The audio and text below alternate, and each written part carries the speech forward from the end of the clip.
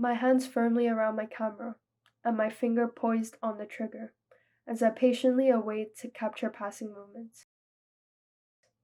Tilting my head over to the chair in front of me, I peer through the gap between cushion and the window, uncertain of what I'm going to capture, or even if I'll be able to find anything of use.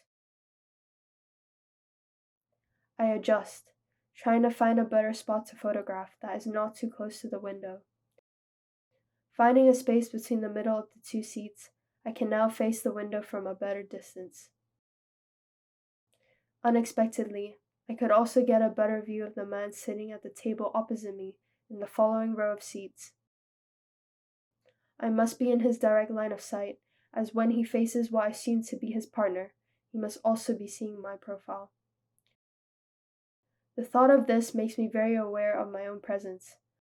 I shift slightly forward so that I am out of the way. Sitting in the train allows you to see many people, and none at the same time. Their faces, no matter how much I concentrate on remembering them, do not come back.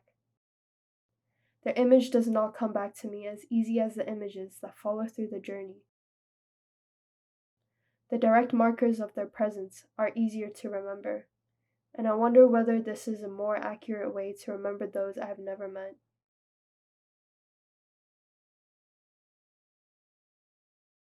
I concentrate on the new people who are leaving the carriage, trying to remember their features, skin color, and clothing. Not much stays as the train speeds up.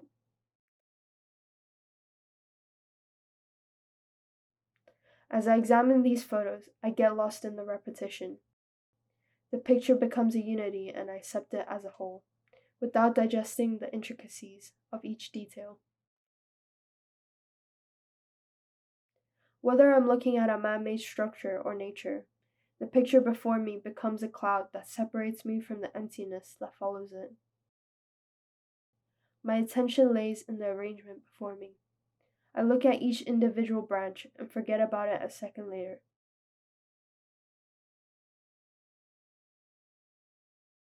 I begin taking these photographs to get it over and done with, whilst also trying to attribute some meaning to them, attempting to give meaning to other things outside of myself, other than what has real value in my life. I let myself capture these images, whether they have a later use or not. Either way, they are mine for me to use. I have begun treating others the same way. At times, I fall back into realizing that those people are there, and I reach out. Other times I distract myself, begin to ignore, and get lost in a lack of feeling. The surrounding branches cover up my vision, and I prefer it this way. There's more to say about it. Have they been put there on purpose? I could only face one side of the train. Will I recognize where I was when the train faces the opposite direction?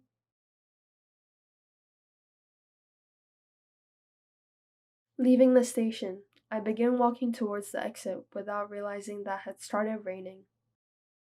I walked a few minutes with my camera ready, but water kept gathering on top of it, forcing me to constantly try and wipe the camera with my scarf. I've decided to find a cafe whilst the rain stops. On the way there, I imagined myself taking some photographs of those around me, but I hesitated and slipped my camera back into its cover. People are hard to photograph. I prefer to take a quick photo and exit, and in this setting, I won't be able to do that.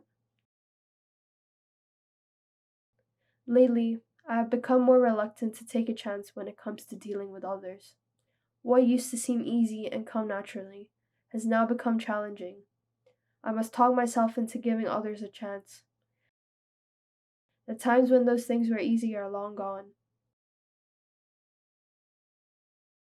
I find myself meditating on this almost every day, and with every failure, I feel further from myself.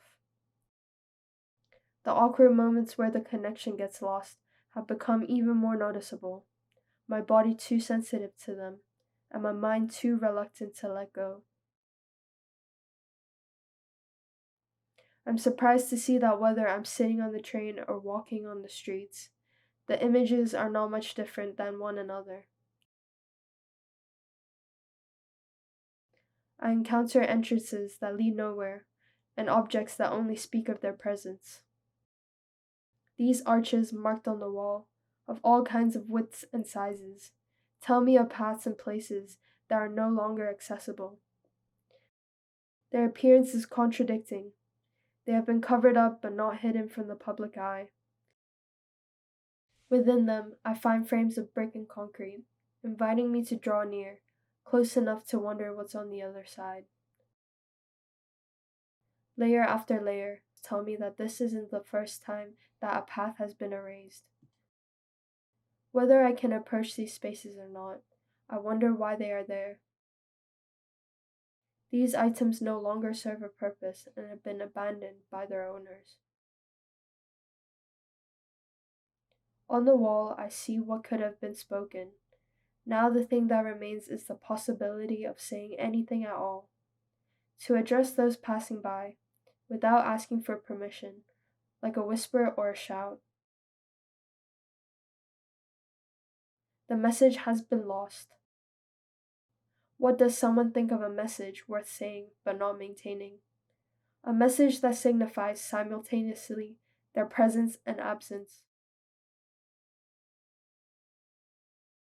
I find many broken objects along the way back to the station, and I assume whoever the owner is saw it and decided to leave a mark of what had happened to him, a warning sign for those who want to do as he had done. This sign was given through objects rather than words. Through my journey, I had found other signs in the making.